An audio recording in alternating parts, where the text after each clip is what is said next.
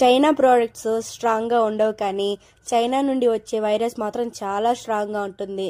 దానికి ఎగ్జాంపులే 2020లో వచ్చిన corona virus వల్ల ఎంత నష్టం జరిగిందో, ఎంత ప్రాణహాని జరిగిందో మనకు తెలిసిందే.